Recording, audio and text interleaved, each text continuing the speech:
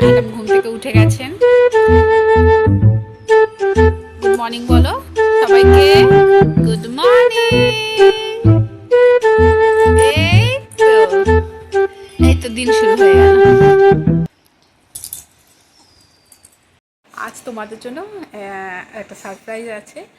আজ আমরা মামামকে নিয়ে এক জায়গায় যাব, সেটার কথা তোমাদেরকে আগে বলছি না, তোমরা দেখতে থাকো আমাদের ব্লগটা। মাম রেডি হয়ে গেছে, এইবার তোমরা দেখতে পাবে মাম কোথায় যাচ্ছে। এ মাম একবার তাকাও, একবার সবাইকে হাই করে দাও। ওর মালাটা কি দেখে যাচ্ছে।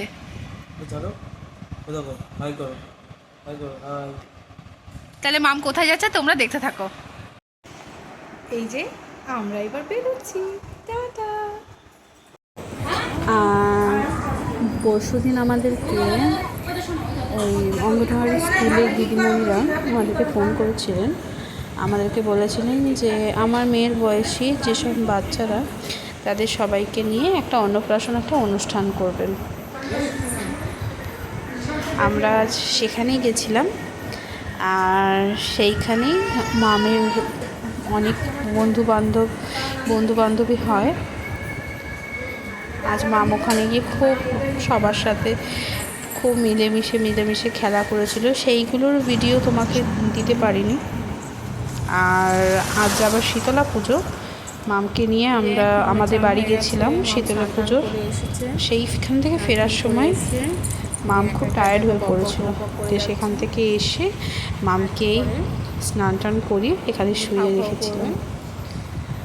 আর দেখে শুনে মেয়েটা খুবই দুষ্টুমি করে, এখন কারো কাছে সেরকম থাকতে চাইছে না, ও সবসময় চোখের সামনে ওর মামকে থাকতে হবে। আমার গুনগুনের স্নান হয়ে গেছে, এই আজকে অনেকটা লেট হয়ে গেছে স্নান করতে, এই এখন 12টা 25। অন্যান্য দিন 11:30 থেকে 12টার মধ্যে স্নান হয়ে যায়, কিন্তু আজকে আসতে লেট হয়ে গেছে। আবার এসে গুনগুন ঘুমিয়েও পড়েছিল কিছুক্ষণ, দিয়ে ঘুম থেকে উঠে এই স্নান করলো। কিন্তু এই টিপটা জাস্ট পড়াতে যা যুদ্ধ করতে হয় ওর সাথে,